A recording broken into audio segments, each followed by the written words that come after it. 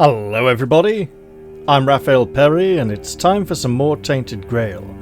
And in this episode I'll be heading towards the graveyard as the evening draws on apace. And it's going to be interesting. Now, if there's any brigands alive, and there are, I think I'll try to leave them that way for the return journey. Because if I can tackle them at night, I may gain additional items. And at this early stage in the game, additional items will probably be rather helpful. I believe I've already spoken to Marg and purchased his book on arrow crafting. Have I purchased his other? I think I got his leather tanning book as well. Apparently that's got me a new location. Fine, I'll take the experience points. Hello! What do you got for me? Iron... Okay, so better arrows. For 700 I could get both. Maybe worth it, but I'll hold off for now. Currently, let us head towards the graveyard while I can still remember that's what I'm supposed to do. Look, it's been a couple of nights. I had a great time finishing book 4 of The Way of the Tiger. And I've got a bit of a dry throat because I've been out all evening playing tabletop games and having a wonderful time speaking with multiple players in a loud room. Big, large multiplayer game, lots of armies on the table. Massive siege game. Yeah. Now, are you going to come down to play like a warrior with your massive two-handed hammer?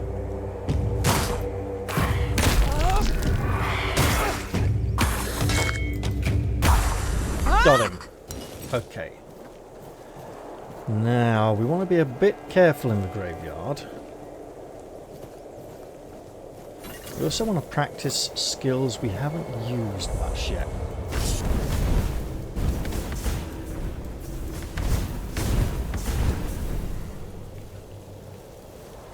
You coming, then? Come on.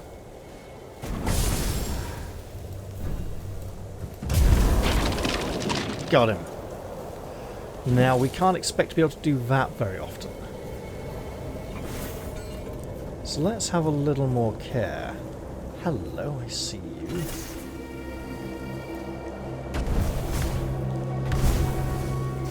Hey. Any skeleton that gives us cause to practice our magical skill is fair game. Oop.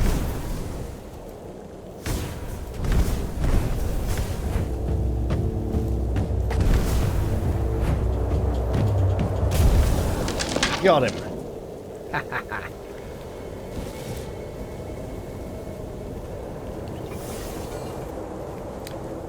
Should probably remember that it's going to be getting dark soon. So let's go fight this little bugger over here. Right. And then... Yeah, I see you. Okay, you didn't come. Oh, no, you're coming.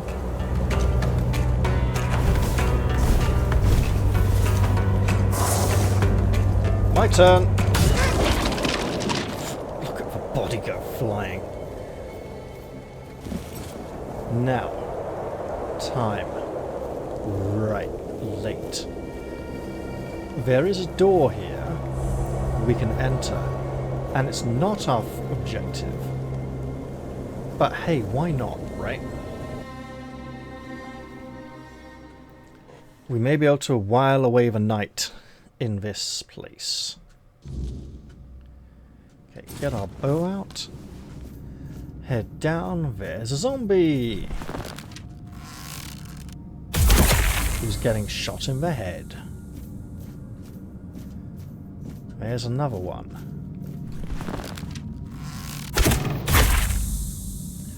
Good work so far. We got ourselves a box.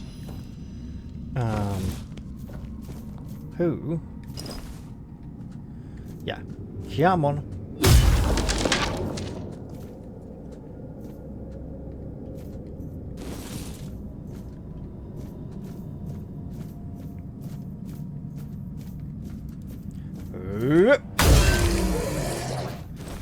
Oh, this is hammer time, this is. You absolutely can touch this with a great big glowing red two-handed hammer. But no baggy yellow trousers, apparently. It is satisfying to one-hit kill these buggers. Oh! Oh! Keeper's Vigor. Oh, that's the potion that the Keeper was speaking about. Yeah, I know. The one who was stealing it from Heber. Interesting. Now, we absolutely nailed that one with an arrow. Ah, yes, of course. Are you going to come down or what? Because otherwise I'm going up.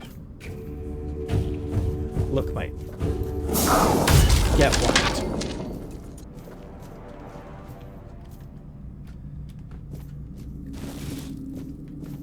Now, where are you? You get whacked as well. This fellow has a few coins on him and some garments. Nothing too overtly special. That's a dead end, as far as I know. Let's head back out of here. Now, this is a fairly small crypt, but worth exploring all the same. This lock seems to be broken. It can be operated from the other side. For now, though, let's prepare our bow, take aim,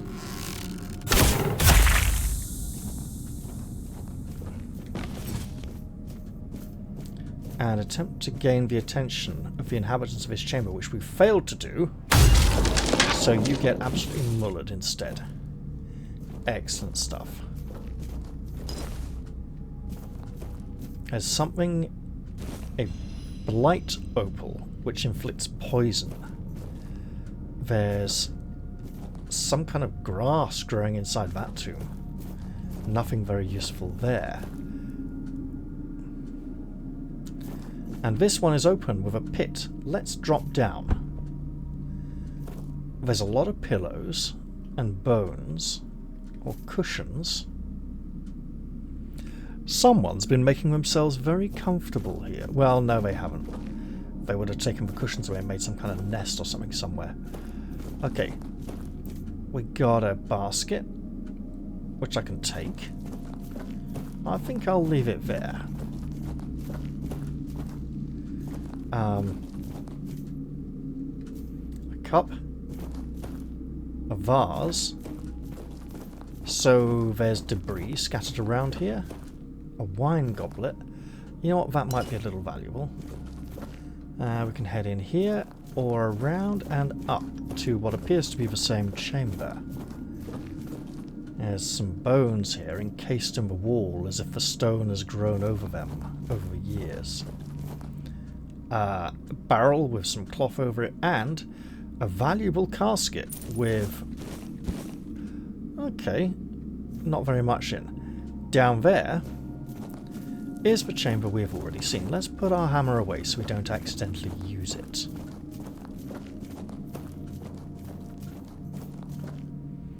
Got some empty bottles and a buried chest, which we will dig up. Okay. A few minor valuables. We're only down 12 health. It doesn't seem worth using a healing item just yet. Might as well eat a raw potato at this point, you know, or something like that. Alright. Yes, I am looking at the inventory. Another goblet. And there's a woman.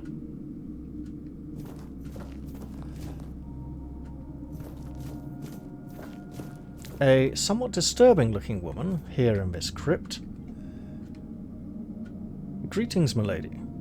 Oh, who's come to visit me here? Surely you're not here to steal my treasures, are you?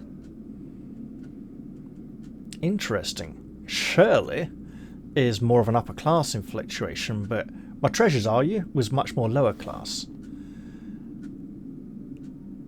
Maybe there's a reason she's mixing social classes, as if she's not quite sure how she should represent herself. Who are you? Oh, the call me all sorts of things. Evil spirit, lurking fiend, imp fae, nasty little thieving pest. But really, my name is Marg. Are you really a spirit, a fiend, and all those things they call you? We're definitely not fae. That's something else entirely. I'm what people wanted to believe in. The one who snatched their last coin for a beer, swearing they had it just a moment ago. The reason they can't find their left sock in the morning. The cause of a missing wedding ring, oh, so on. Sounds like fae to me. Do they really call you a nasty little thieving pest? It happens. I suspect it's because I really like to snatch people's little trinkets. So it's Between true you then. and me, if they paid more attention, it wouldn't be so easy to steal their things. Is there something unusual about her teeth? It occasionally looks like she has very wide fangs, like a cat's.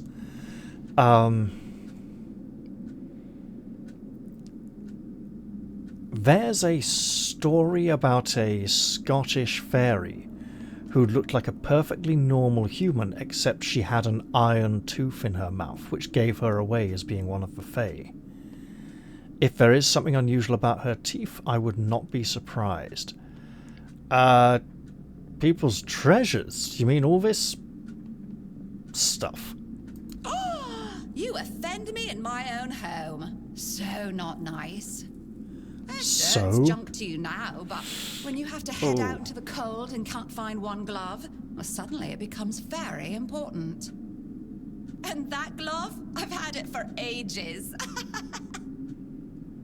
She used so instead of really like someone who watched way too many episodes of Friends when it originally aired. Why do you steal gloves? Oh, I'm just helping people appreciate the little things. Because those are the only things that truly matter in life, right? At least that's what some bores say. Nah, it's just hilarious. Watching you all lose your minds over a missing key or a sock. And I've been doing this for centuries. It's second nature by now. Centuries, eh? How old are you? Oh, you shouldn't ask a lady such things. But you can ask me. Because you're no lady. I don't remember exactly. 9, 10 centuries at least, maybe more. 15, 23, I don't know. She just keeps adding numbers. She's like one of those players who doesn't want to add up the numbers and they just start making them up.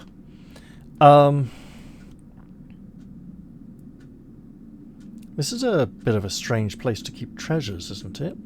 Here in this abandoned tomb. Strange. I thought people liked being buried with their little trinkets and shiny bits. And since I'll be dying soon, a crypt seems perfect. Why do you think you'll be dying soon? That's right. I used to play tricks on people back in the homelands. Back then, they respected me. But ever since we came to Avalon, it's just been getting worse. They're forgetting. Sometimes someone still tosses salt over their left shoulder for me, or maybe leaves a little bowl of milk with honey outside, but those folks are rare now. And when they all forget me, that's the end. Wait, you exist because people believe in you? Yes. Is that so strange? You can convince yourselves that you have bad luck, illness, love. Why not an old crone who steals your pants? Pants? Apparently I have to ask if there's any way to save you, and I can't get out of this conversation without doing so. No, it's just the natural order of things. I've lived long enough anyway. But since I'm kicking the bucket soon, I could pass on some of my power to you. What you say?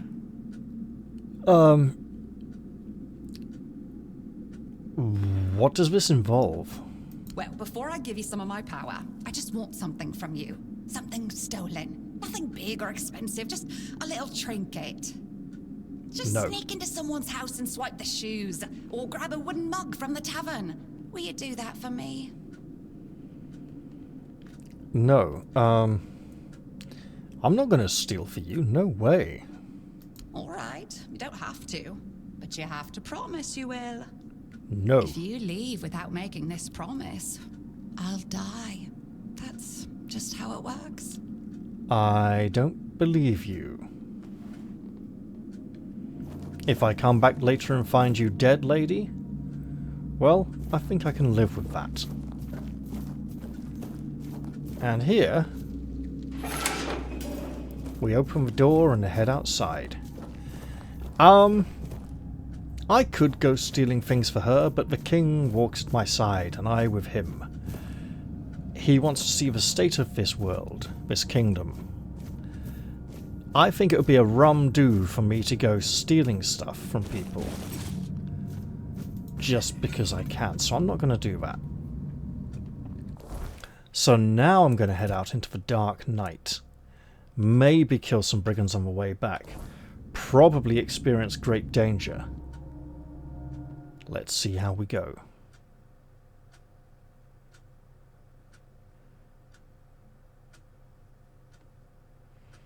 We're not even on the edge of the graveyard, we're in the middle. Oh, we got those will-o'-the-wisp things. Excellent. Ugh. Where is it? Got it. Oi!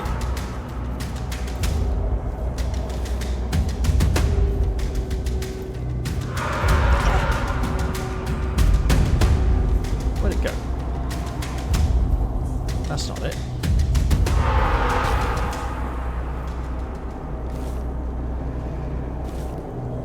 Right, I'm gonna propose we eat some food and get moving. Maybe some more weird spirits over there will come join us and donate their cobwebs to us. Their ethereal cobwebs. That's a nice bunch of 4 of them. Yeah, come on. Yeah, man.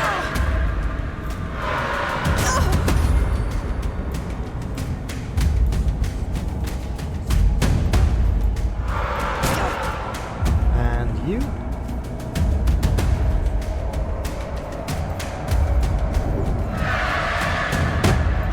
Okay, I'll just try you on mace.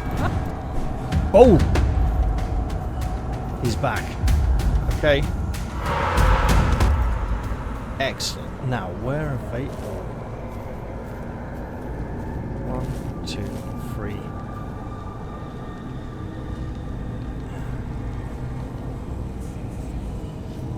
There was a 4th one round here, but I probably shouldn't spend too long looking for it. Or we may find... There we go. Or we may find more upon us.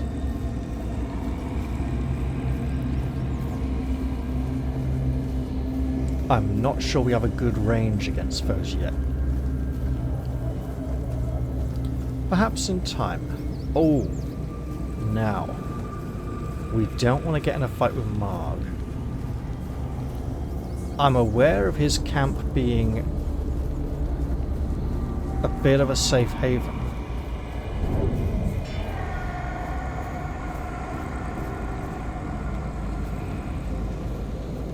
Right, good. Men to kill. Evil men!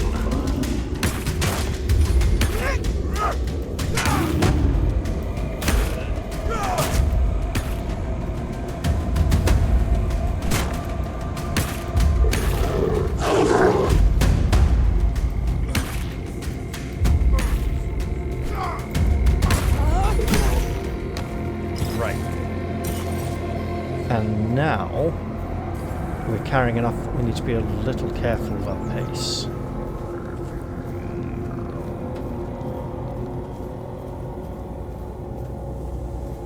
Oh. Dark Archer. Face the heavy mace of blunt concussion.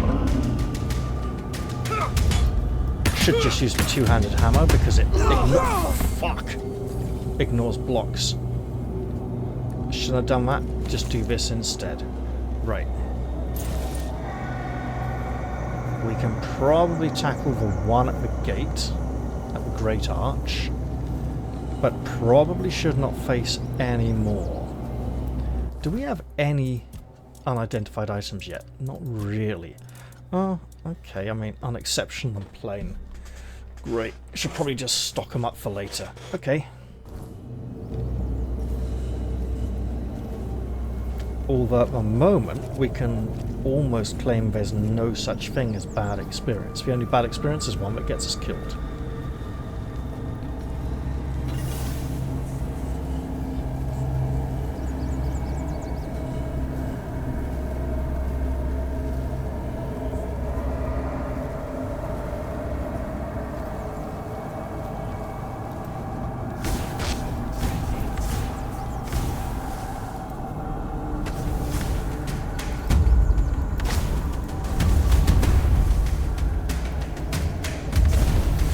Okay. There we go. Now we want to get out of here. Especially in case that blue towering creature appears.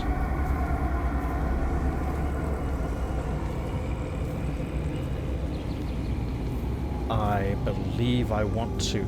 We should also try and steer clear of Sir Abbot. There it is. And it's gone. The bell should toll. I don't believe we heard the bell. Is there a range on the bell's sound? How far it carries?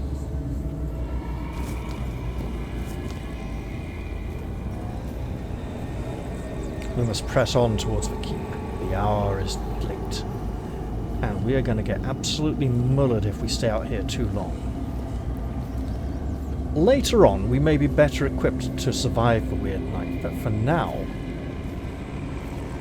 well, we may be pushing the boundaries of what we can handle.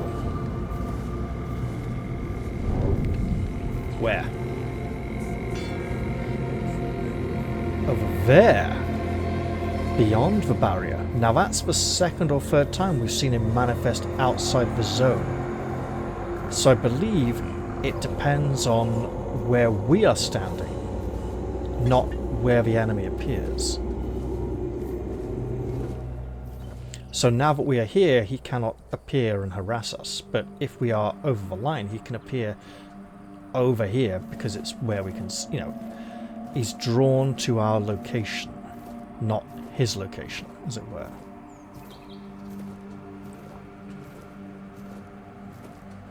We made it safely back into the keep.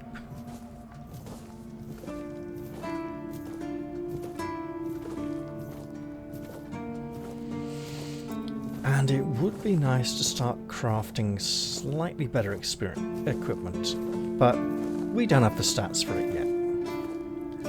So let's just go to bed, have a nice long rest till morning, and then see what options are available to us.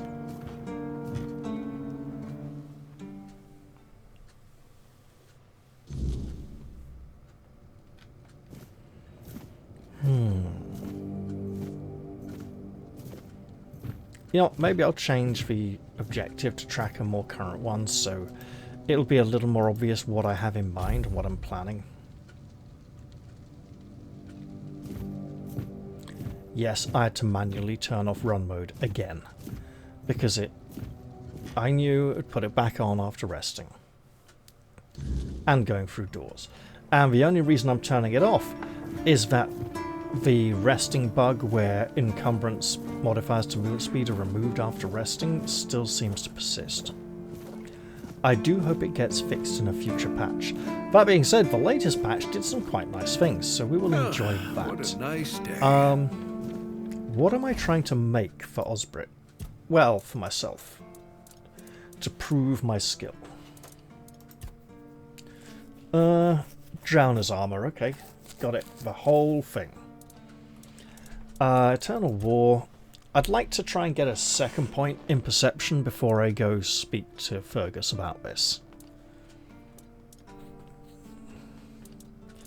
Realistically, Dead as Dreams is probably the one I should be tracking.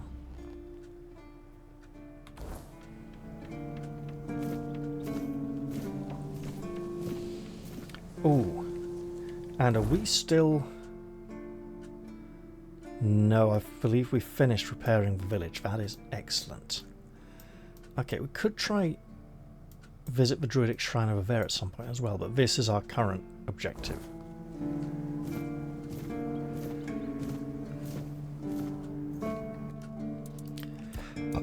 Okay, what can we make? We could try and make the flayed drowner's conch. What are we going to need for... we've got 3 of those. So 4 iron and we could give it a go.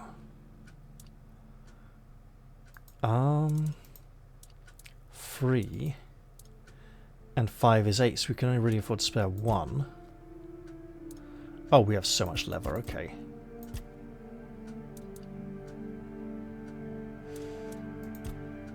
Sure.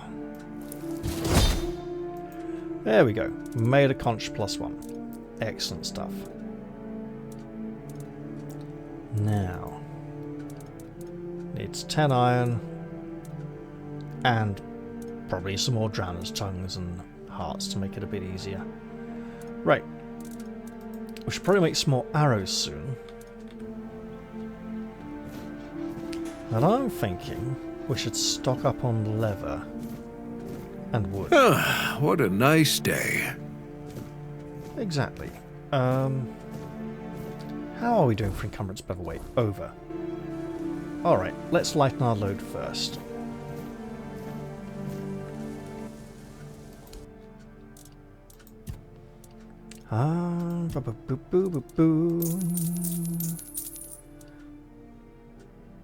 Okay. You know what? We should be able to equip this in 1 or 2 levels time. 2 levels to equip the cloak, more if we want to focus on our combat prowess and our abilities. Right.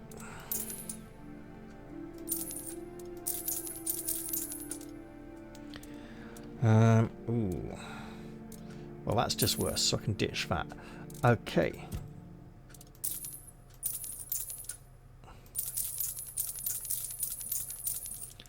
Hoi.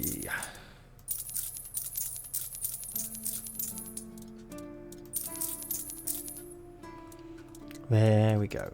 We'll hold on to these for the lady downstairs. And I can probably all go and put some crafting supplies in my big treasure chest.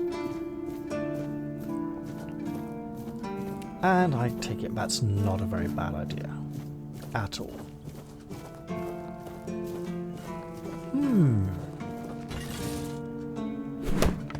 10 wood is 10 wood. We'll make good use of it, I'm certain. And then I'm thinking, probably, craft some potions, head back to the graveyard. Do we want to head back to the graveyard this time?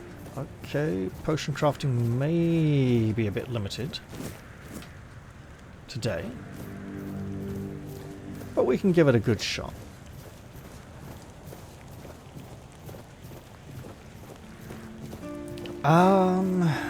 Right, so next level we're probably wanting to focus on endurance, dexterity, or practicality. We want the practicality, but dexterity will actually get some stuff out of the way and help us a bit. Ooh. Maybe then we could go try the ogre down on the beach.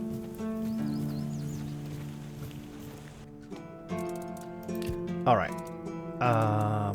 Yep.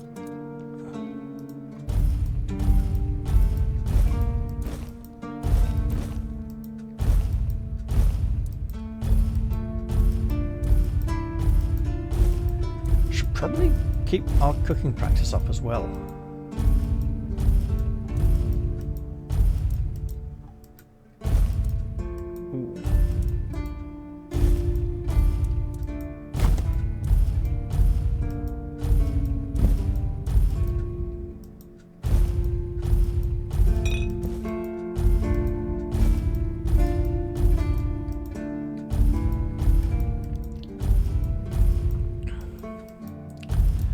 Okay, nearly there. Excellent. We have lightened our load, and we should remember to sell bandit throwing knives as well. Excellent.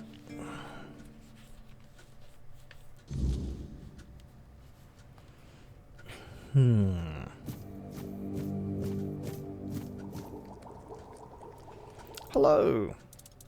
We would like to buy your stuff. I'm not going to buy these just yet. Those, yep, that's going to be expensive, but I'll go for it. And that will do me for now. Okay, let's make some big potions.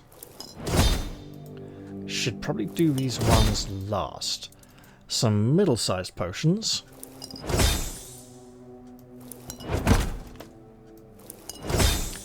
Just as many as I can without clicking craft many, because our skill is not quite at the level where it's that predictable just yet. Okay, shouldn't have clicked that extra time.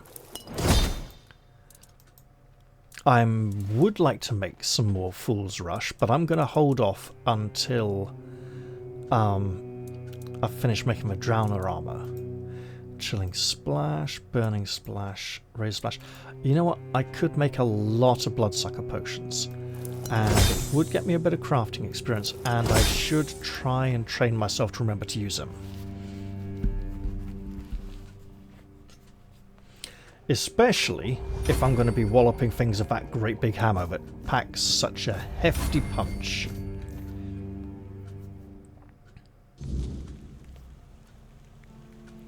Alright, I don't want to go visit the cook just yet. I'll see what I can do without his goods, without his wares.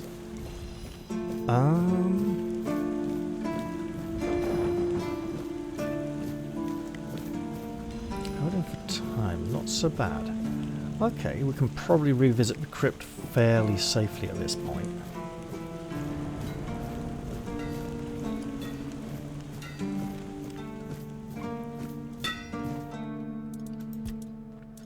Okay, a few more things we could make, but nothing we're particularly good at yet, so I'm just going to make a few more arrows. And some more arrows of a rather inferior quality.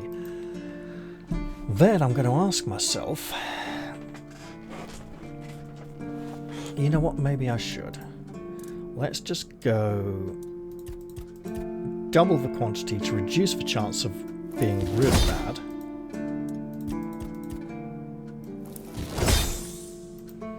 We made some good gloves. Okay, I think that's our cue to stop.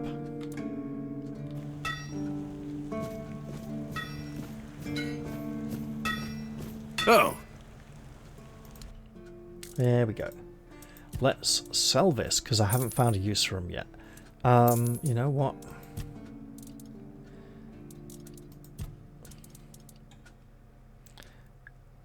Did we have an inferior lever? No, it's just right there.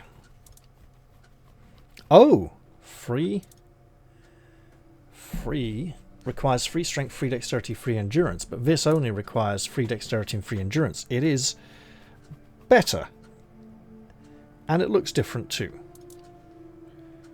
I could definitely part with this. As we have the dexterity right here. We have a lot of free dexterity required items, and I could definitely get rid of some of them without upgrading my crafting skill. And just go and look at that. That's a lot of perception. It might be a long time before we can use that. This, however, we can practically use now. In fact,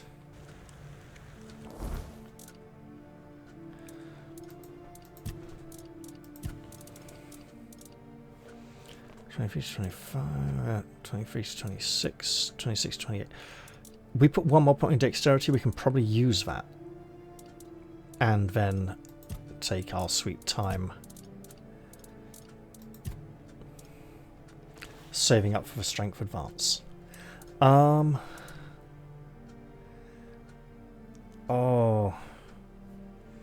Okay. Let's go see the nice lady who buys our things. Orla! Orla! I have things for you! You're not going to like them. Well, you might. I don't know. She probably has some gullible fools she can pass them off on.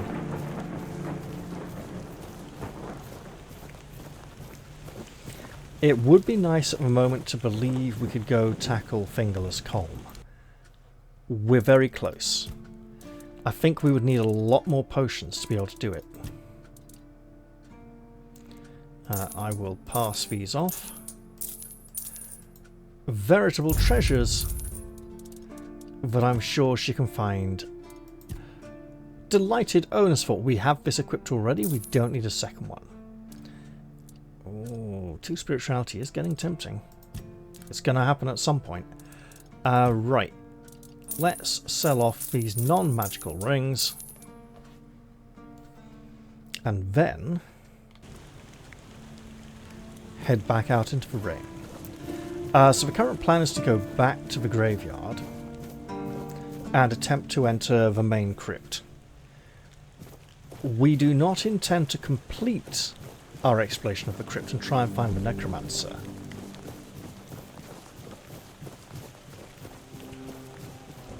Would be interesting, mind you.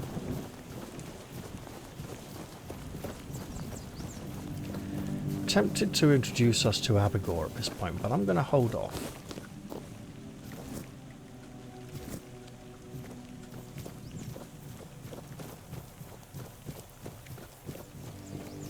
Let's just make way for the crypt. Maybe go down with it. Ooh, no, I'll go through the graveyard. I could cut through the village or through the graveyard. There's slightly less combat in the graveyard, but also less resources to mine at the cliff base. Because the cliff base isn't at the graveyard. Right. Now. Get our mace ready. Because there are a great many foes here that will mess us up. If we allow ourselves to get surrounded by them.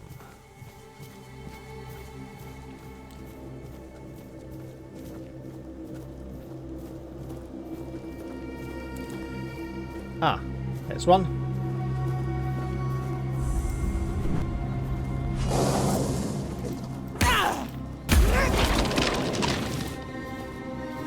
There's another just round this corner somewhere. There you are.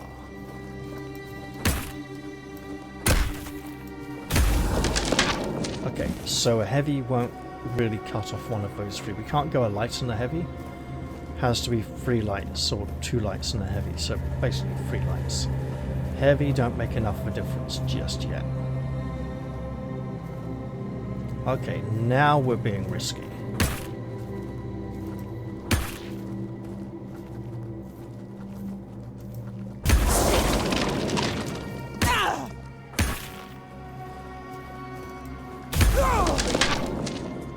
Excellent stuff. Oi! Hey. You alone? Got him. Don't matter now. Let's make a sweep of the area. Just secure a safe exit on the way out. Or was that about broken promises?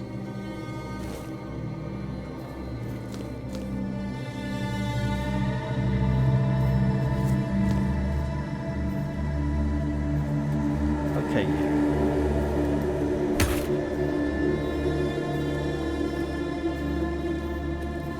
I'm a little concerned about those wolves. Turns out my concern was justifiable.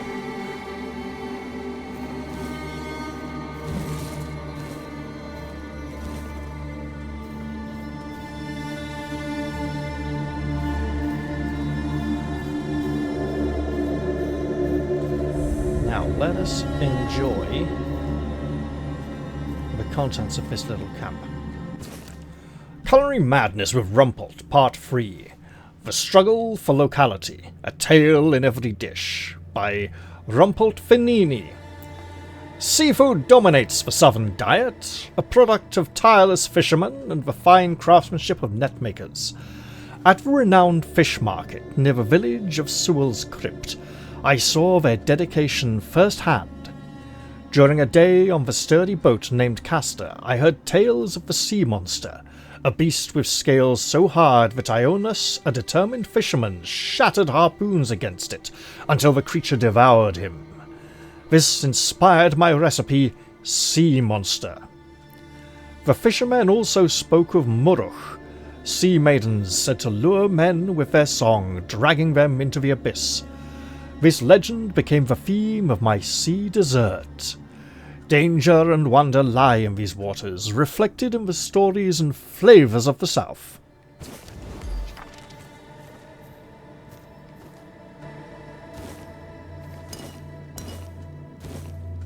We have new recipes to enjoy. And that seems like a worthy undertaking. Now, I'm going to head back to this crypt.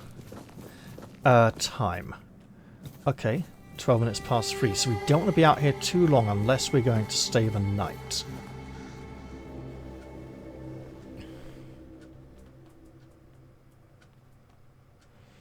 You know what? I don't want this quest marker showing me everything in here, so let's hold off. I've read that. Let's go back to main quest. I said back to main quest. There we go. Excellent.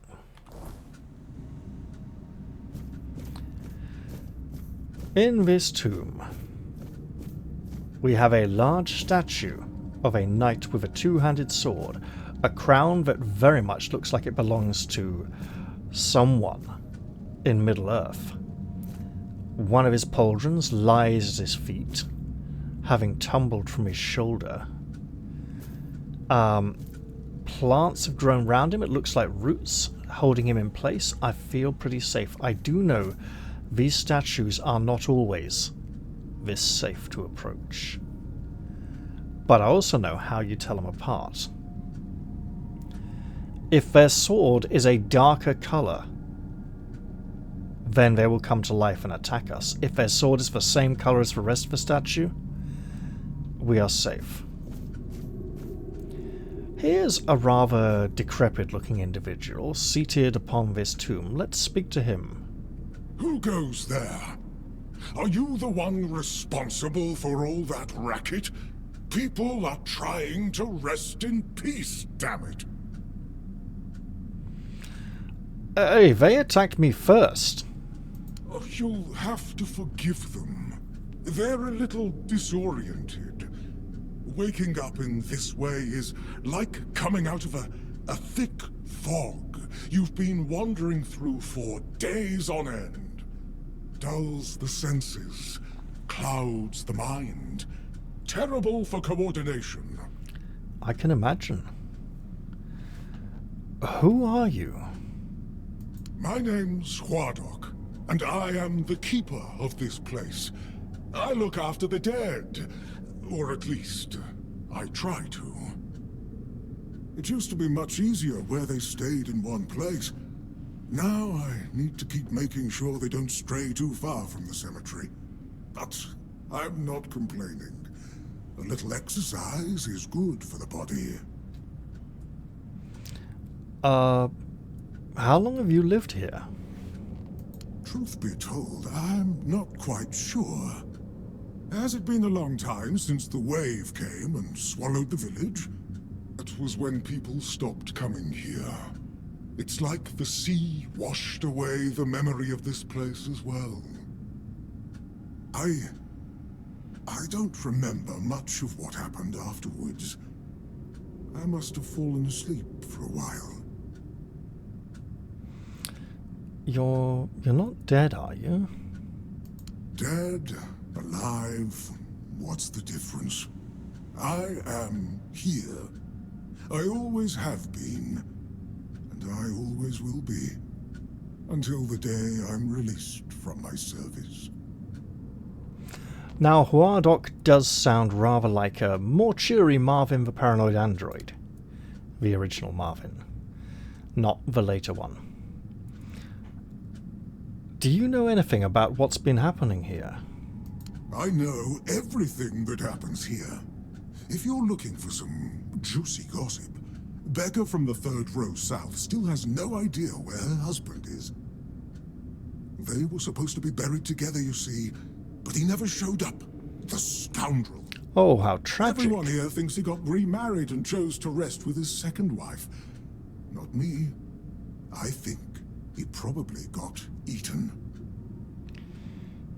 I meant, do you know what's going on with the undead? There've been quite a lot of them round here, you know, there have been. Oh, that would be Master. He's been at his experiments again, I'm afraid. Getting the folks around here all agitated. Putting them back to sleep again is going to be such a chore.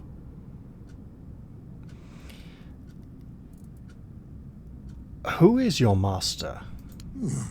Master is Master. He commands the dead. I don't know much else. I'm here to serve, not to ask questions. Right. And why do you serve the master? Because it's my purpose. The sole reason I was brought back. That has never changed, just as I haven't. But I'm happy where I am.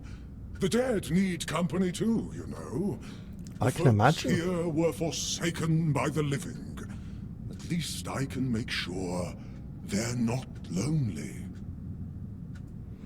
You know, Huardok seems pretty calm and harmless.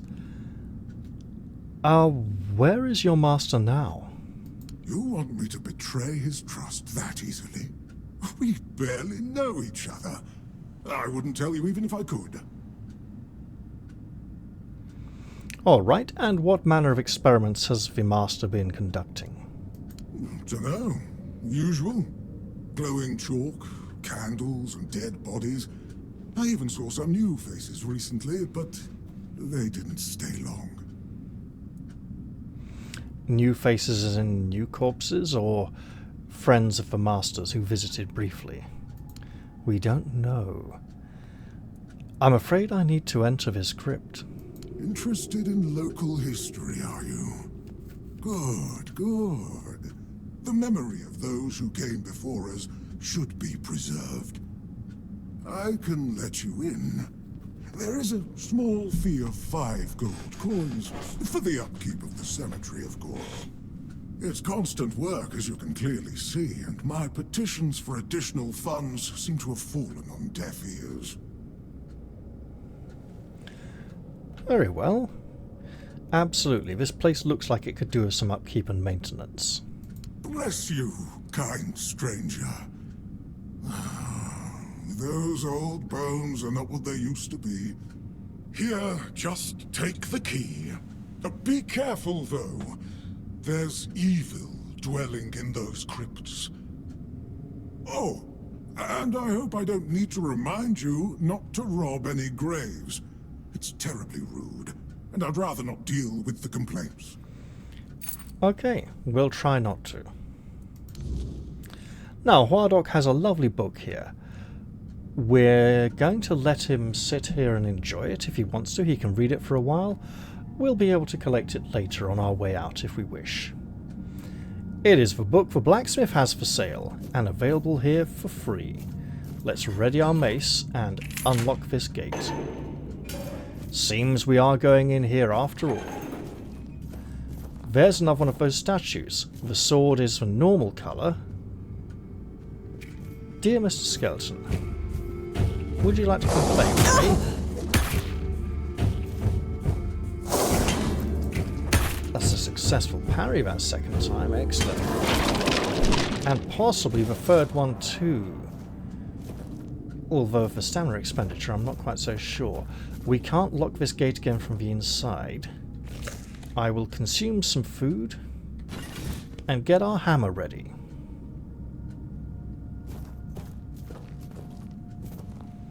There's something over there. Looks like a corpse eater.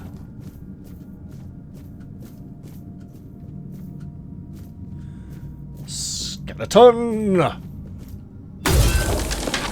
Get whacked.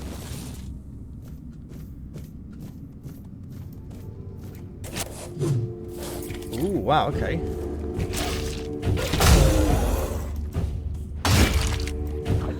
Uh-oh. Oh. Alright. Oh, wow, he took it. No, he appears to be... There we go. Gotcha. Right. So I'm not going to rob any graves. I may look in some crates, but anything that is an outright burial, I will leave as it is. Additionally, I'm going to read this book on top of this barrel, titled The Avalon Crimes number 26. What happened in Borough? That's not how you spell borough, but close. Nothing personal, nothing puzzles history enthusiasts as much as the motives behind the famous crime that took place in Borough almost half a century ago. The entire Yorath family met a sad end, and it took another 20 years for those responsible for this heinous act to be punished. The Yorath family consisted of the head of the household, Eol, his wife, Yvain, Eol's sister-in-law, her husband, and 4 children. One day, on their way back from the Samhain celebrations, yes, it's pronounced Samhain, not Samhain, all of them were hit by a speeding carriage. Their bodies were later found in a roadside ditch. What initially looked like an unfortunate accident turned out to be a plot hatched by the entire village. To say that the then governor of Borough, Rokwa, was not fond of Eol Hjor is an understatement. However, we do not know the reason for his enmity. Was it because of Yvain, whom the governor allegedly desired, or maybe because of the rumours of bad meat distribution which Eol discovered and then blackmailed Rokwa that he would expose him? Sadly, that is something we will never know. What we do know, however, is that after the tragic accident, Rokwa used blood magic to force all the residents of Borough to take an oath of silence. The blood pact was sealed by a hefty amount of gold, which the governor distributed among the villagers, and so the villagers kept silent. Only Lieutenant Aetheric from the Arcane Cold Case Division was able to end that conspiracy. In the presence of a druid, he promised the witnesses that he would remove the blood curse so they would be able to clear their conscience by revealing the truth. With their help, Lieutenant Aetheric arrested Rokwa and the carriage driver, who was later revealed to be Rokwa's son-in-law, Lorcan. They were both sent to trial and justice was served. Rokwa and Lorcan were hanged on the gallows, and the death of the innocent Hjor family was avenged. Subscribe to the Avalon Crimes with your favourite merchant. We will take that and gain a permanent point of perception. Perception is now free, raising our melee critical chance to a 5. So next level I'll put a point in spirituality. At some point I'll put a point in spirituality and a skill point in perception to keep the perception skill tree running.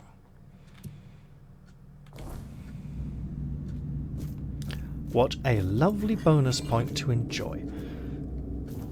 Now, we're seeing a lot of that glowing chalk. We can't get up here, from this location, but we will be able to explore that one at a later point. For now, though, I'm roaming these halls, passing by the statue. Okay, this one's got... I wonder if there are no roots growing around the ones with the darkened swords who attack. That would be another dead giveaway. Although, stepping close enough to observe the roots... Ooh! Took the blow! Right, light sword, roots, light sword, roots. His pauldron is in a different position. Usually it is there and often upside down. I don't know if there's a difference between the pauldrons or if it's just to keep the models looking varied. An antler fragment, that's useful. A wooden mallet. Some coins. We'll take the wooden mallet. It may mean something useful. We're taking no grave goods. And continuing on our way. This is a locked door. It requires a key. Statue, light sword, light sword. Roots, the same roots. You, womp. Statues with light swords, roots, roots. Even though this one stands outside the alcove, so occasionally the placement is very light roots, very odd indeed. So we've cleared this end of the crypt. Let us continue. 2 light swords, 2 roots. The one down there on the side has a dark sword and I believe no roots.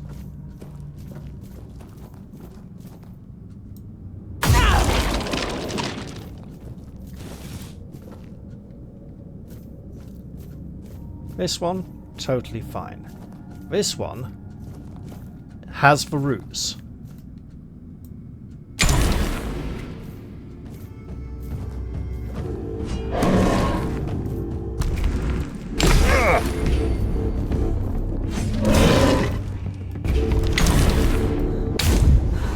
Got him! And his sword is so heavy we will now be over encumbered for the rest of the area. Which could make dealing with the necromancer very difficult indeed. We may want to avoid that.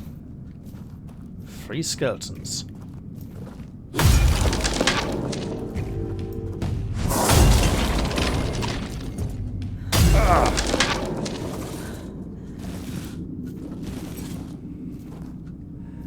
I'm not going to take that sword because it is partially in the tomb.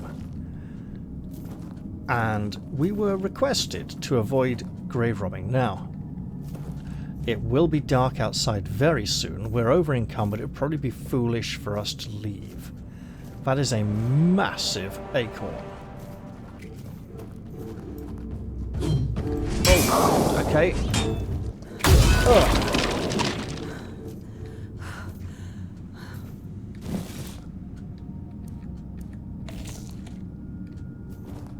I see Dark Sword and he's come around the corner.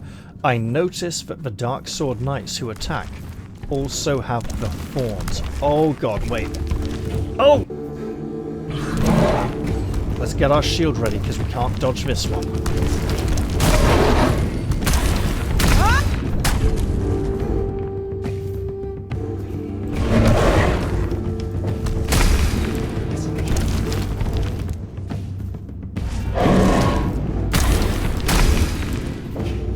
They do have a horizontal slash around the waist height.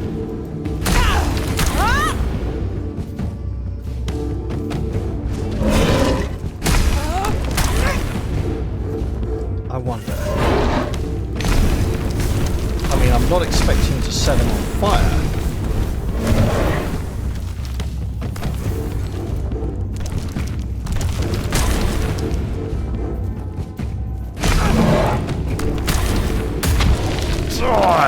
And another heavy sword. Now, these heavy stone swords have one major advantage, which is their massive weight. Why is that a heavy advantage, you say? Well, because in the strength tree, there is a skill called Weapons of Great Heft. Increases physical damage by 2% for each point of your weapon's weight. Consequently, these swords would deal an additional 200 points of damage on top of whatever the bearer's strength would do, and with 10 strength it would be you know. So base damage low, but you can ramp it up quite high. Also, we're really close to leveling. I don't think we can level inside. I think we'd have to go outside to do it. Ooh. And we would almost certainly gain the experience to level outside, as the Weird Night is upon us, although the Weird Night is very dangerous. And one level isn't a massive difference.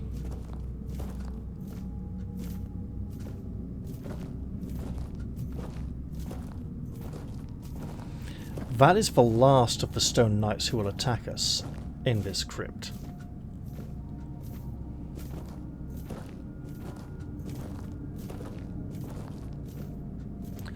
But not the final foe we shall face. I'm glad we're still healing from the food. Oof. Got jumped by a flame gobbler in an enclosed space. That was not ideal.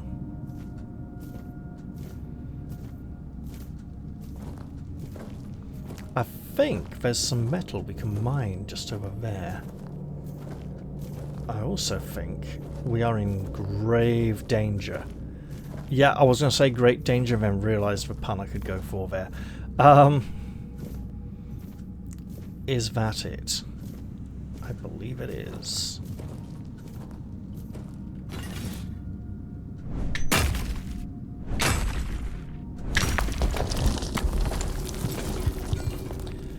Here we have a body impaled by many spears, one of which can be claimed.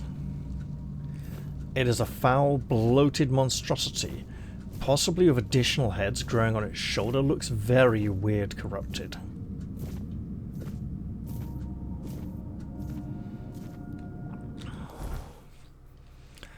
What can I... Ooh.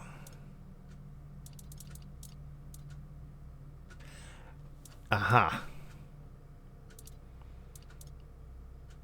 Should grab an onion bun before hostilities ensue. Right. Go away. Right. If we go with... Ooh. Yes. And 30... Look, we can work through those 10 normal health potions. You know. We can't change the autofill food slot, which is a shame. So, onion bun and lifesteal potion, I'm thinking. I'm also thinking, at this point, I should save the bloody game. So what I'm going to do... Quick recording check. All looks good. All looks great. Excellent. We'll go... interrupted, because why not?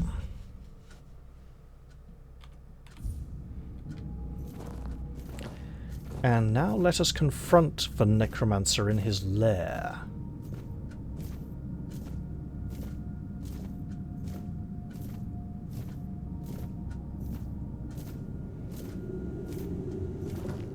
Careful there! Try not to step on the array. It's advanced magic. Very fragile.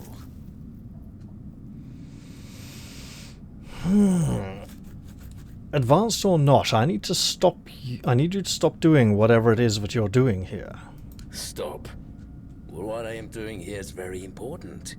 Besides, I'm hardly hurting anyone. Well, anyone that matters, that is.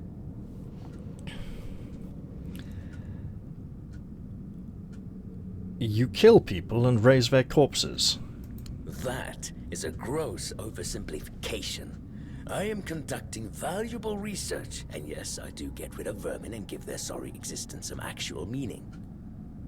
Posthumously, but, well, as they say, better late than never, right? Don't tell me you care about the lives of a few bandits.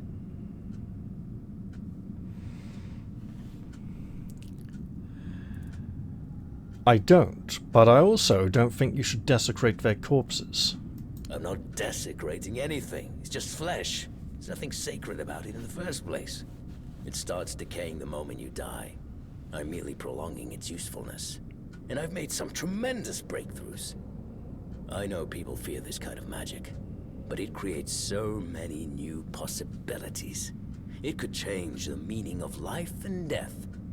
Give those who died prematurely more time with their loved ones.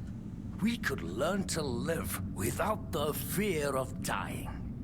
We could treat death not like an end, but like a new beginning. Sounds very Egyptian. So, you're not trying to raise an undead army? Oh, please. Is that the only thing people can think of when it comes to necromancy? What use would I have with an army? My ambition isn't to command the dead, but death itself. I aim to make Avalon a place where people won't have to fear it anymore. The problem is, I keep missing something. Raising the dead is easy, but I don't want mindless minions. I want truly living undead. Yet no matter what I do, it just won't work.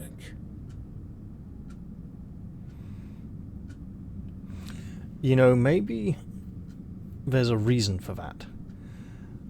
That's because you may know the process, but you don't understand its nature. No.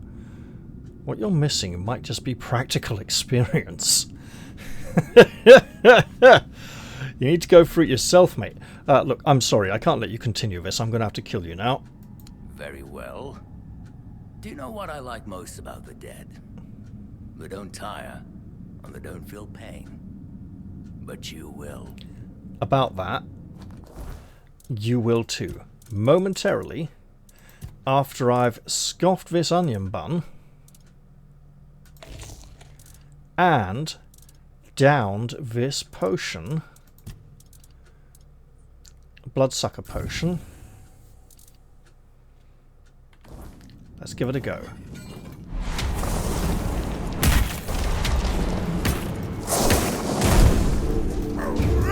I need more stamina.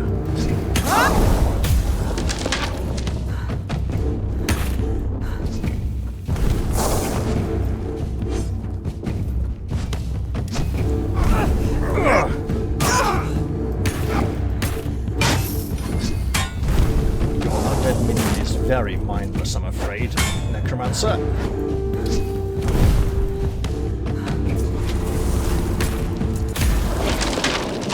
And there they all go, tumbling down. Oh, skull staff, excellent. What else does he have? Yorath's journal, a solution of disobedience, revenant armor, burning ember, skeleton army, soul salvage, and his gear. Looks like we have more reading material to enjoy. The skull staff requires free spirituality, so whatever it does, it appears to be both used offensively and defensively. Increases mana shield by 10%. Don't we need to have mana shield to increase it in the first place, or is that just functioned in as part of this item? On hit, restore 10% of damage dealt as mana. Yorath's journal. Day 24 of Birch Moon. A revelation has visited me, bringing clarity and unease. My thoughts linger on those who shunned me, driven by envy and spite. Like venomous shadows, they sought to discredit my work, poisoning others with doubt and discord. Yet I must rise above their pettiness and keep my purpose untainted. Day 30 of Birch Moon. As I unlock life's mysteries, I am reminded to remain resilient. The envious, like stealthy predators, must not distract me from transcending mortality's limits. With renewed resolve, I press forward, knowing that triumph over adversity will be my enduring legacy. We also have the spell Skeleton Army. Lightcast orders your summoned skeletons to attack a specific target, and Heavycast summons a skeleton to fight by your side. This would be very popular with people trying a summoner build, which has been very popular in the community recently. Soul Salvage. Lightcast removes targeted summon, restoring up to 75% of mana cost used for its initial summoning based on their current health. And Heavy Cast removes targeted summon and restores your health based on its current health and the mana cost of its initial summoning. So a heavier restoration. 5 spirituality is required for Necromancer's Mask and Robe, which increase mana regeneration and maximum mana. So, yeah, heavy duty caster stuff.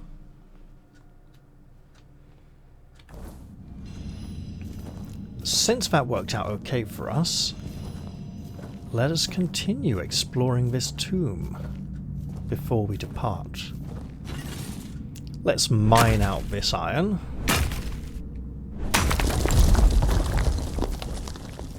And then we see the Necromancer had himself an alchemy station set up, so let's see if we can make anything.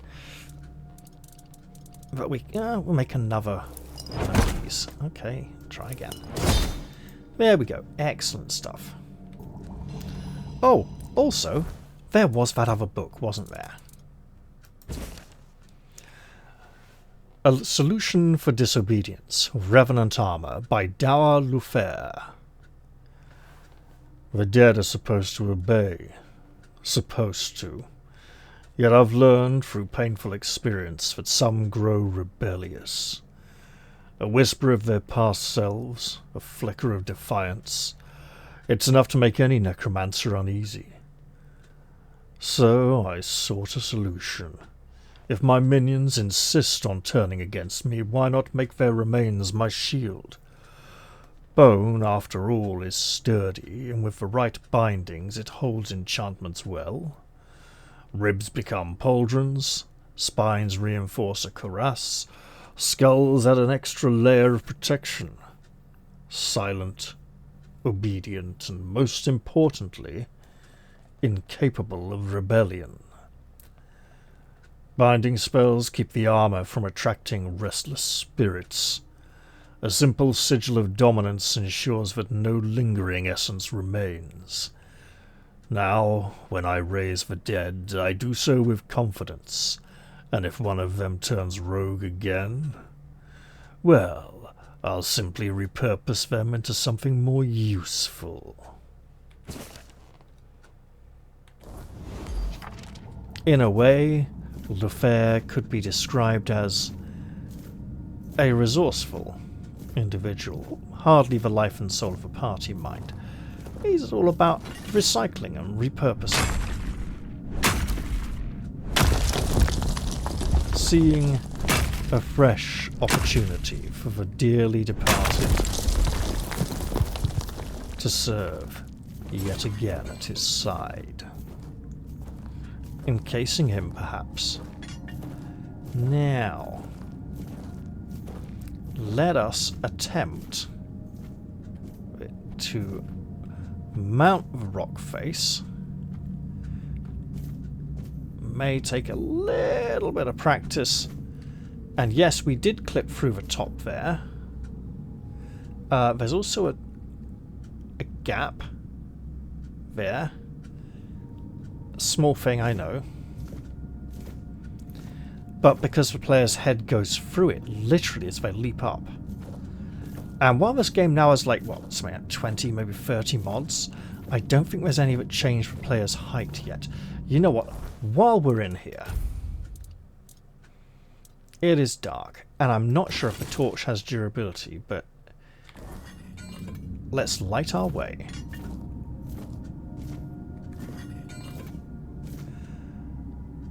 Morgaine's Censer is a consumable item that grants +5 permanent maximum mana. That's not a bad idea. Our 36 goes to 41. This may aid us in the future, either actively or passively. The tunnels here have been heavily marked, so necromancers have been down here with their glowing chalk at some point in the past. Not necessarily Yorath the Necromancer, as we have been informed that other necromancers have been here before him. We have another charnel pit here, I mean, I'd call it an ossuary, but they're not really in the walls, it's just in the floor. This one, much harder to avoid. Now, this would be the body of another keeper, and down there, where's this? Ah, okay, so Yorath's chamber would be down. Oh no, Yorath's chamber would be round the corner there and over there. So we've gone up, around, and looped round here somehow. Intriguing.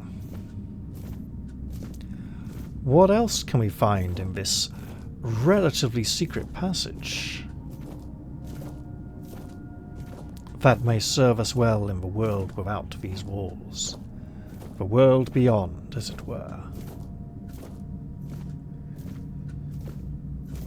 Because this passage, so far, we've found the nice magic lantern, but it feels as if... aha! A chest.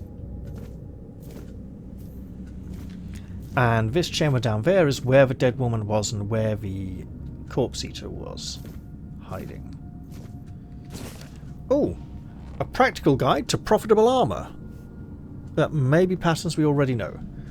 Coins, lockpicks, aromatic remedy, arrows, and essence channeler. The essence channeler is a wand. Practical guide to profitable armour is the festering and drowner's armour, so we now have 2 copies. Just in case we were not on the armour crafting quest and hadn't got to that stage yet. Let us ready our shield once more, as we shall soon be out of this place. And my eye, there's something in my eye and it's bothering me.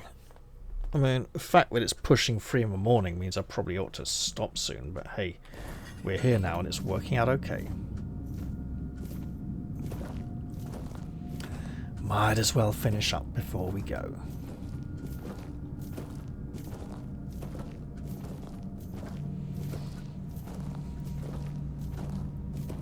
Ah, oh, that's interesting. Blinking rapidly has possibly dislodged it to between the eyelids. So I've wetted a finger and rubbed a little, and then I should stop and just not rub anymore. The best way to dislodge such a thing, ironically, seems to be to just close the eye and probably try and get some sleep. I should also wet my throat at some point. Your master is dead. Yes, I felt that. He must have been surprised. People like him tend to forget that it can happen to them too. What will happen to you now? I guess I'll do what I always do. Clean up, put everyone back to sleep, and then take a little nap myself. Someone will come along again sooner or later.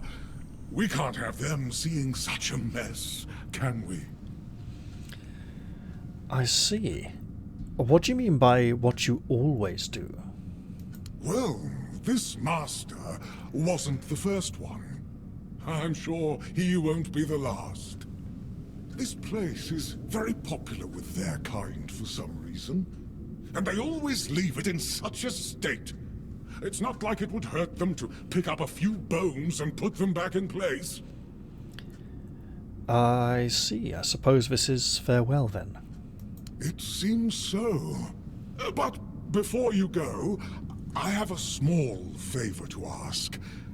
As you can see, there's quite a commotion around here. I'm afraid I won't be able to fulfill all my duties before I need to rest again. Could you take what remains of the Master and place him in a special crypt I've prepared? If you feel so inclined, a few kind words about him would be welcome. Here's the key. Well, goodbye then. And thank you for stopping by. It was truly appreciated. Though we are dead, We still enjoy having a visitor from time to time. It's nice to be remembered, even if just for a little while. I see. I'll take my leave of you then. You know what? While I'm here, I might as well.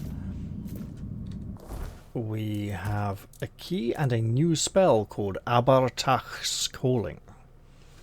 The light cast explodes a random nearby corpse, dealing damage and applying bleed to enemies in the area, whereas a heavy cast continuously heals you from a random nearby corpse.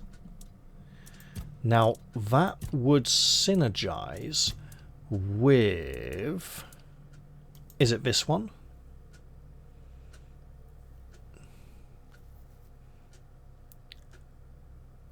Or... this tree then.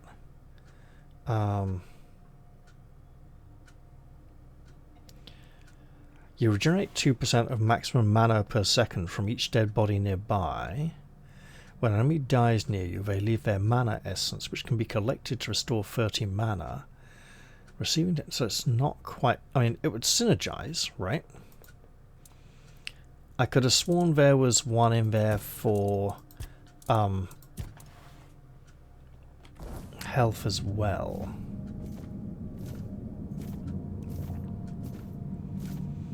Interesting. So there's a way to play as a kind of blood mage character who treats health points as a resource. You know, replenishing them from the bodies of the fallen nearby. I don't know if the body vanishes after restoring a certain amount of health. You know, there may be a limit to the amount that can be gained from it. Is he further out of his alcove now or not? It's a bit like the Weeping Angels. You know, when you look at them, you wonder if they are the same as when you last looked. But, you know, since we're in the area now... and it's day outside again. It may be dark by the time we get outside, but we shall see. And once outside, we'll be able to set a fire and level up. Because I'm certain...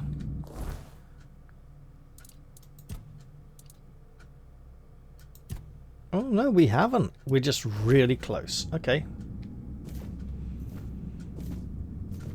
We'll probably get that in here just before we leave.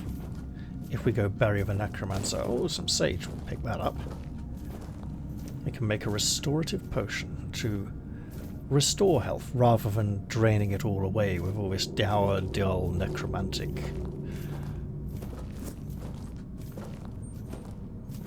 Mood-killing sludge. This slough of despond. Interesting. These remains of the necromancer do not appear to be where he has fallen. Yorath's remembrance. Presumably a pile of ashes or something that his body has dissolved into. Let's take it to a suitable tomb, beyond the locked gate, for which we now have a key. And there may even be a little reward for us there, while we're at it.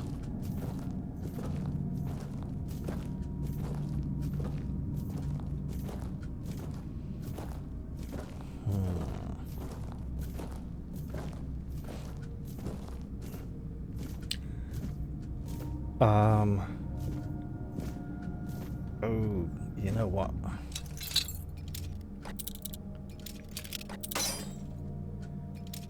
Okay.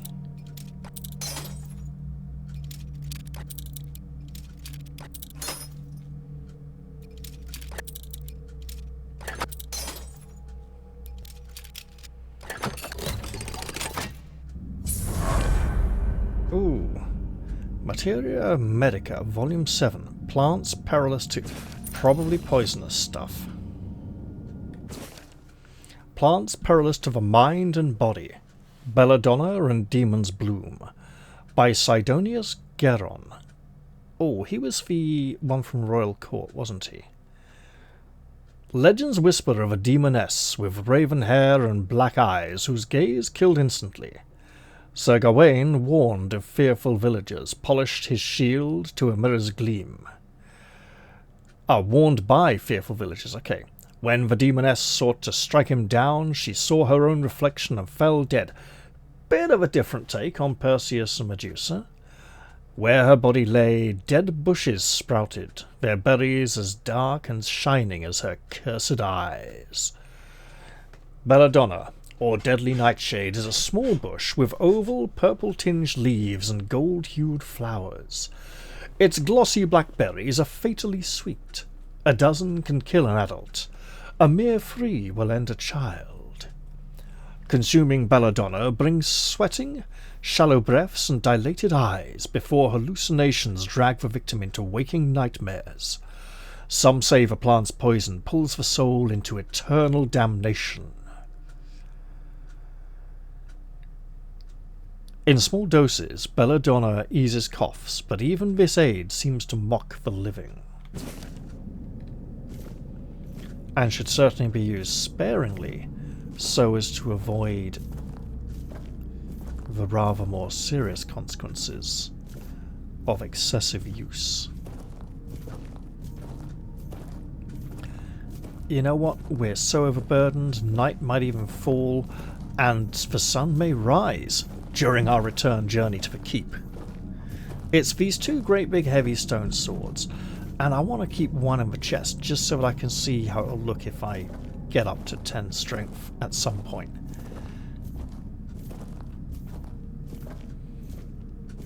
Now then,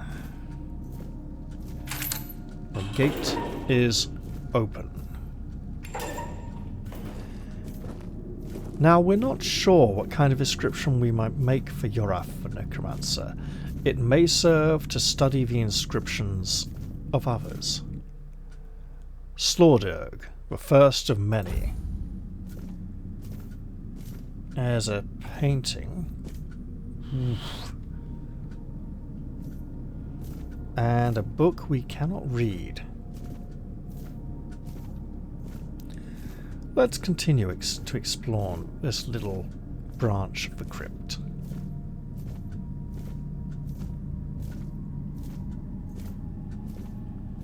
We have a bier dedicated to no one in particular. No information, some stone scrolled benches. Roots coming out of the wall. A chest. Bottle tricks, the siphon, bomb, and breath stealer. And another copy of Abatach's Calling. Merrick the Wayward. Some folks like big explosions. Me, I like subtlety. Magic that lingers, saps, and turns an enemy's own strength against them. That's where the siphon bomb and breath stealer come in. The siphon bomb is a lovely little thing. Toss it into a crowd and it'll pull magic right out of your foes, feeding it back to you. The more enemies caught, the more power you get. It's like stealing drinks at a feast without anyone noticing. The breath stealer is nastier in its way. It rips the wind from their lungs, drains their stamina, makes them slow, weak, and real easy to put down. Toss it at a charging brute and watch them stagger like a drunk in a storm. Might be good against ogres. Neither will kill outright, but that's not the point. Use them wisely and your enemies won't even realise they've lost until they're already beaten.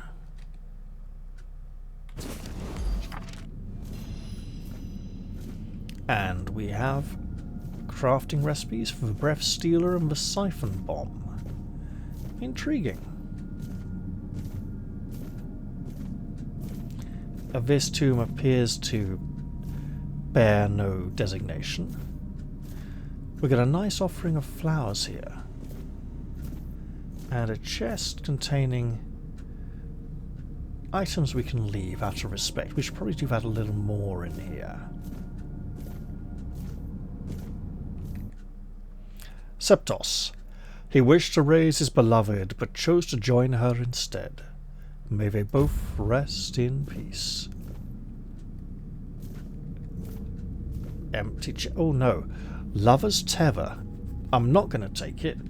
It has a unique description, but beyond that, there doesn't appear to be anything special about it.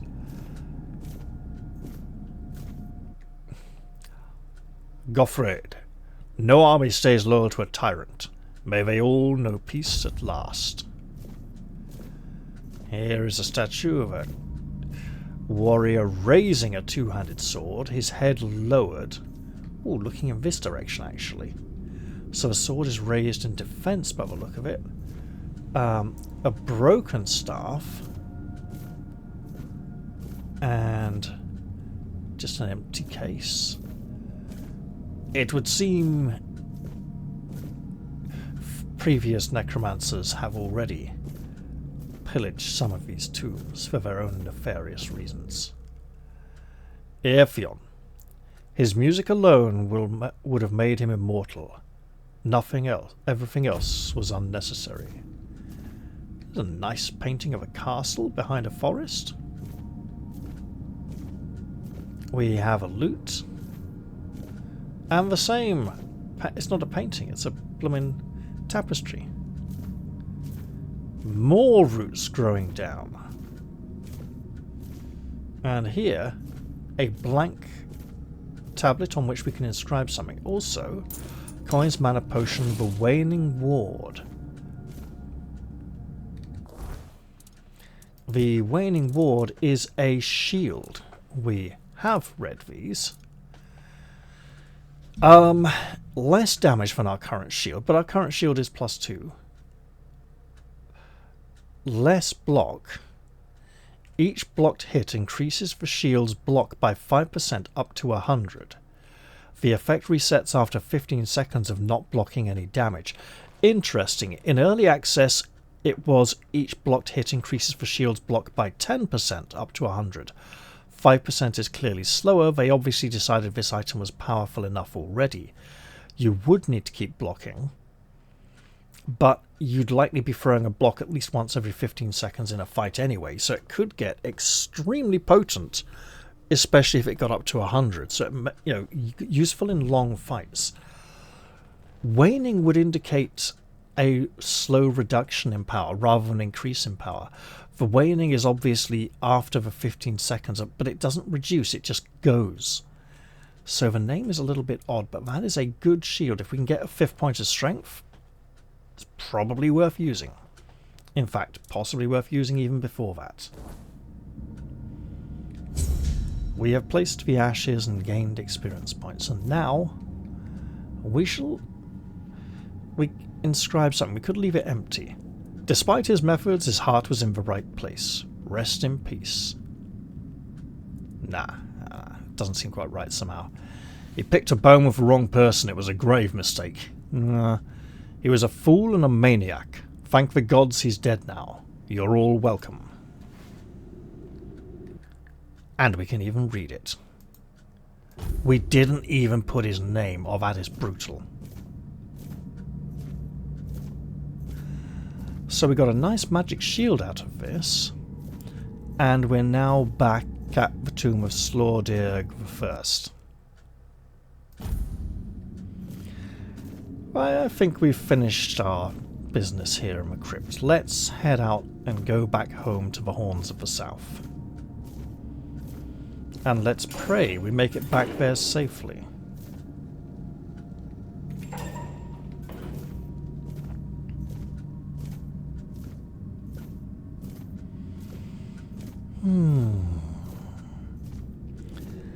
I do feel like I was grave robbing a little bit towards the end there in that last section with the graves of the necromancers. Some of the items there are just very good. Also, we got that book which gave us a permanent stat point. We should enjoy that.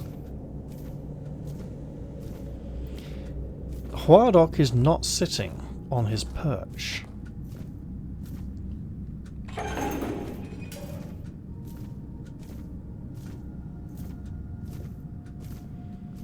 It seems he has found rest after all. I'm not sure he was able to put all the other dead to sleep. We could steal everything. We're not going to steal anything.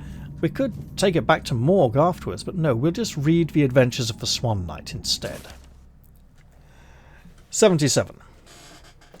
The Swan Knight stirs, consciousness returning as he surveys the grim scene. His loyal steed lies lifeless nearby, its golden mane matted with blood, eyes wide and empty. Rising to his feet, the knight declares, "My steed is fallen, my shield shattered and my armour torn, yet so long as my sword can be raised I shall not falter." 78. A blood-curdling, inhuman war-cry pierces the forest. The sound chills the air, testing even the bravest heart. "The Picts," thinks the Swan Knight. "They found me!" From the shadows the savages charge, their spears poised to strike. The knight stands firm, unyielding, ready to face them. 79. The first Pict lunges, spear aimed at the knight's heart.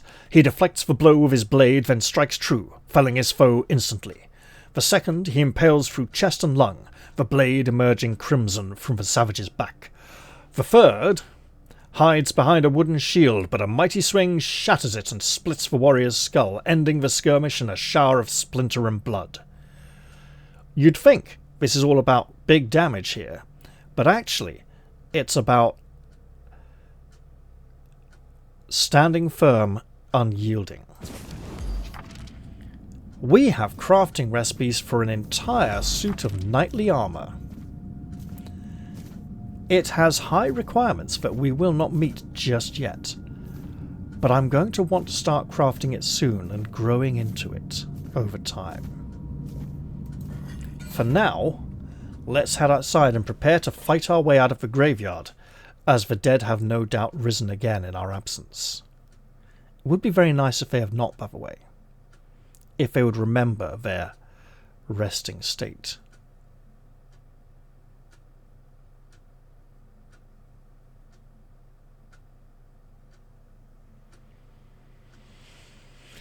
Let's just get out of the graveyard as quickly as we can and head back towards the keep.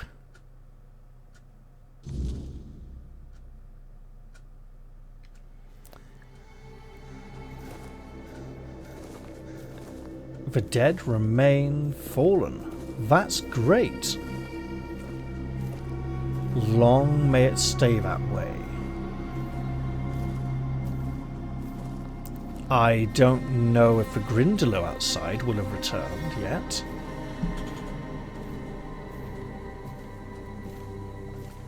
So I should attempt to make my way out of here with Godspeed.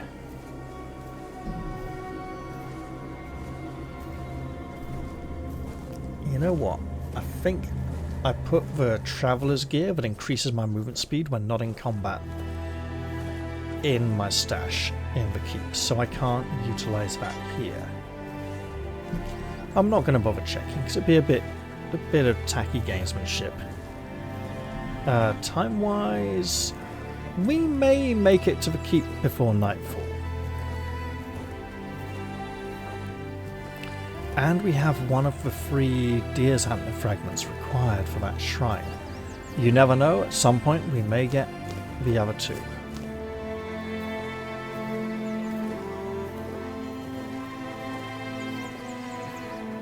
Mate, where are you going? You're not going to go running down the cliff, are you? That would be mental.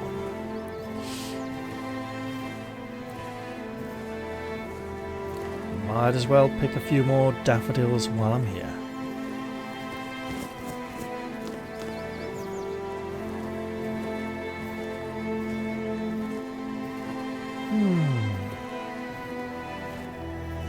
You know what? That went remarkably well. We could have failed against a necromancer, absolutely ended up as one of his minions, I imagine.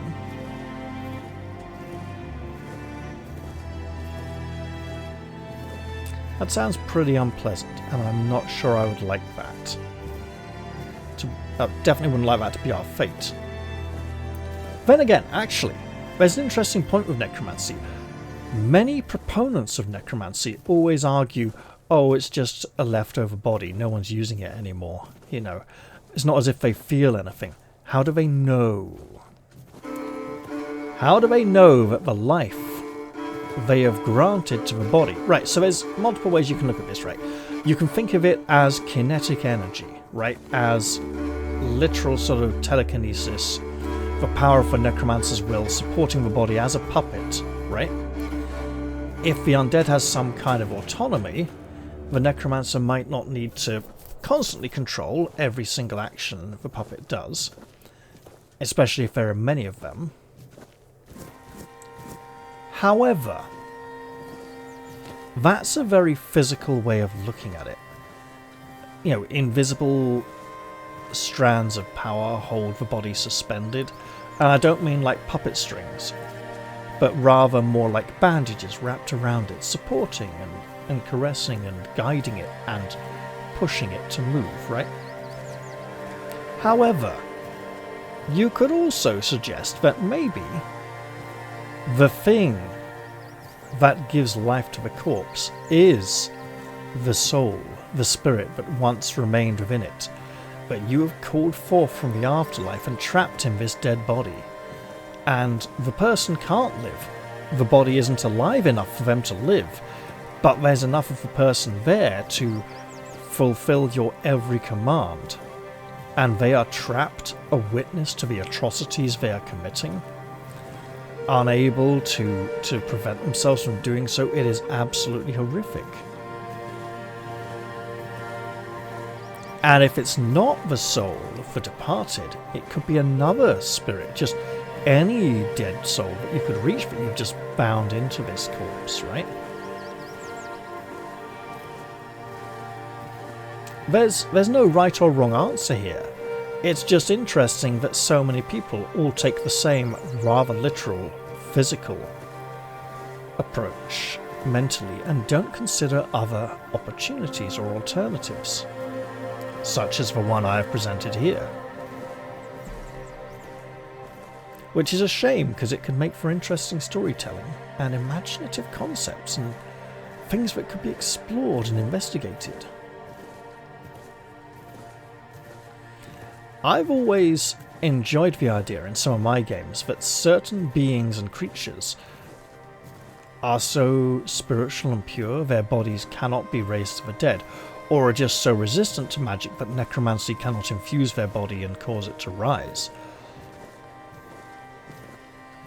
Or that their soul goes to a different place in the afterlife, or a different afterlife, and the necromancer would have a harder time reaching it, or even trying to access it. And the consequences of attempting to do so could be interesting, to say the least.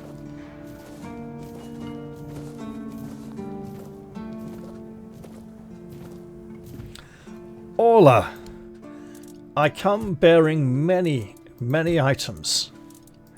Please, take some of these from me. We don't need 2 copies of a book.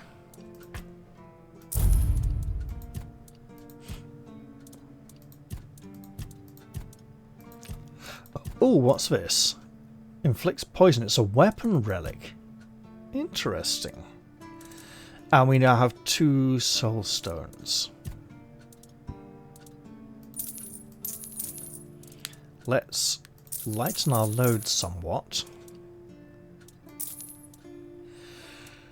There we go. And as for weapons, we can... I don't think the brickmaker's hammer is going to do us any good. Right.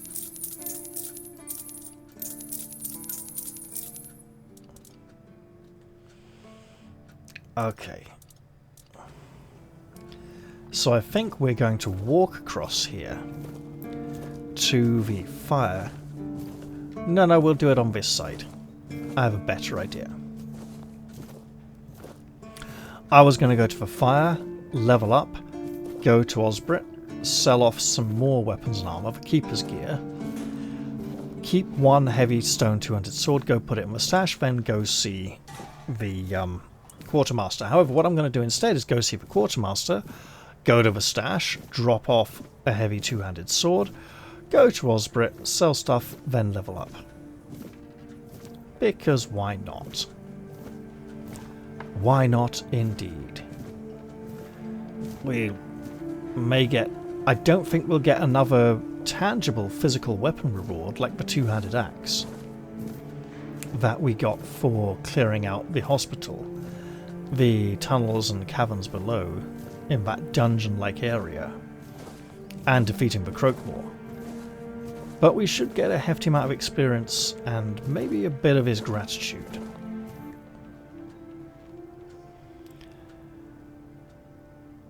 About the Forgotten Cemetery that you asked me to investigate. Yes? Did you find out what's been happening out there? A necromancer was conducting experiments in the cemetery. He won't be a problem anymore. Great. A necromancer. Just what we needed. It wasn't the Dark Druid from the legends, was it? You know, Marg said necromancers only pop up every century or so. You seem to be treating this as a remarkably common occurrence, or something not that complicated, something you expected. No, it wasn't Slorderg. Good thing you got rid of him then. We already have the Dalriada almost on our doorstep.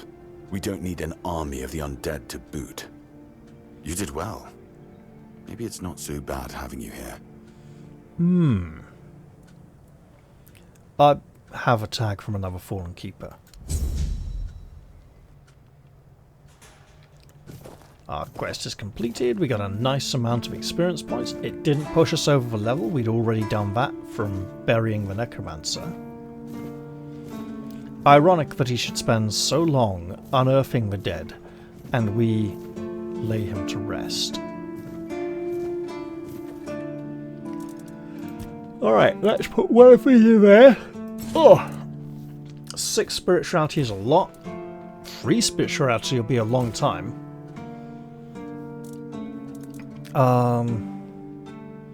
2 strength, 2 dexterity for a spear. Noted. Okay. We can stow these. We can utilize this, but the benefits don't quite seem worth it just yet. Although... okay, we'll just pop those away as well. There we go. Excellent. We've done our crafting. We could go fetch some logs, but we might as well get to the blacksmith before dusk. Because, you know, there ain't that much daylight left. And I ironically accidentally pressed the run button. My finger is hovering over it. I don't know why. I need to sell a load of this stuff before I can even consider legging it. Yeah, we took down the Necromancer. Wow, good for us. That is no mean feat at this stage of the game. Again, I'm only familiar with some of the Act 1 stuff from early access. Haven't been into Act 2 or anything else. Right. We now have a copy of that book, and it was very helpful to get hold of too. Let us sell this rusty spear. And this spare two-handed cracked stone sword. Oh, it's cracked. Oh, does that mean we'll find non-cracked ones in the future? Obvious cause for concern. 16 to 19, I mean... these are just better, right? I can sell that. Because this will be available soon. And we don't need the Keeper's armor or the old worn-out leather breastplate. Alright, now, let's enjoy our newfound freedom and have a little dash over to here and say, what can we make? We can make the knight's boots, and you know what? I'm highly inclined to do so. 83, 83, 83. Let's make leather because we can. And even more leather. Hey! So now it's at 58 bones. Bloody hell. Okay.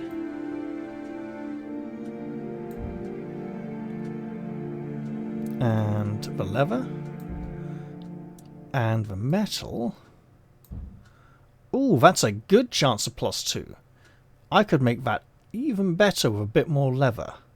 You know what?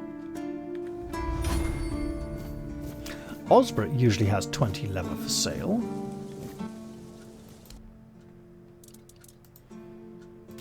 Not anymore, he hasn't. It's our leather now. Yes, that was a League of Gentlemen reference. Right, so, fancy boots. Let's get really fancy boots. 96.6? Yeah, fine. What do we need here? Okay. So if we go like halfway on the bones, right, about 30. Okay, that's a good chance. We can even... Okay, no, that's a little...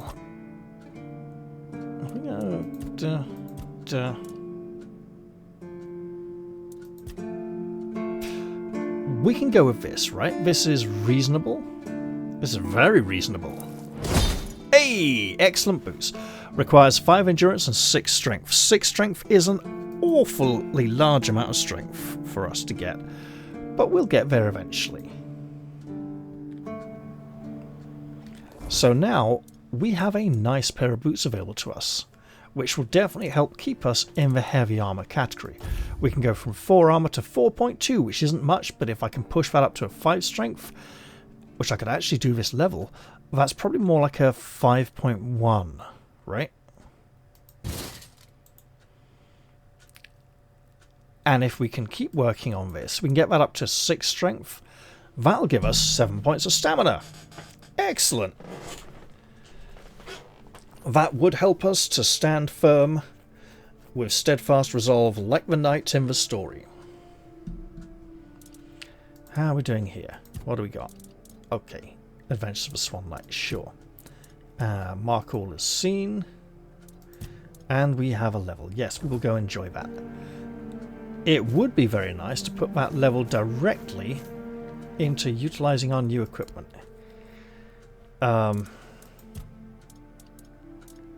What's that? Okay, that's that.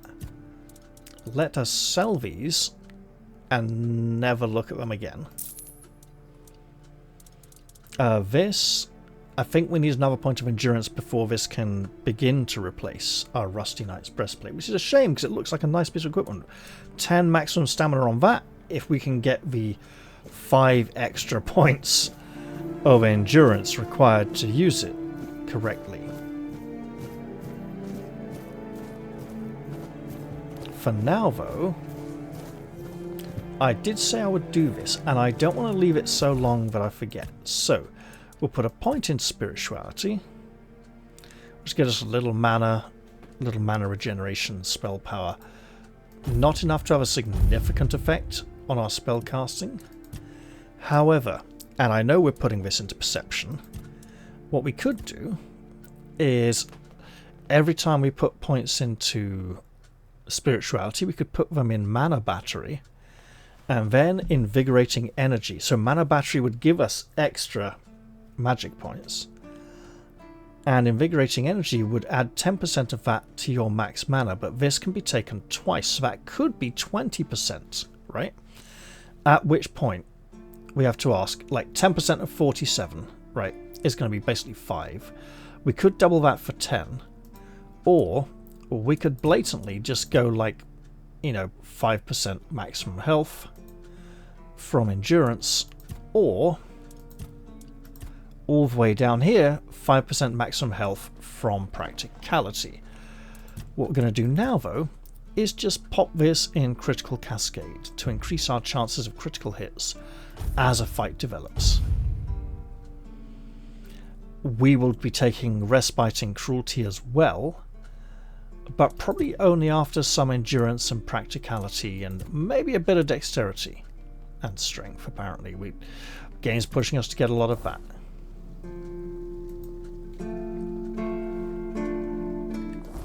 Now our critical hit chance is 5%.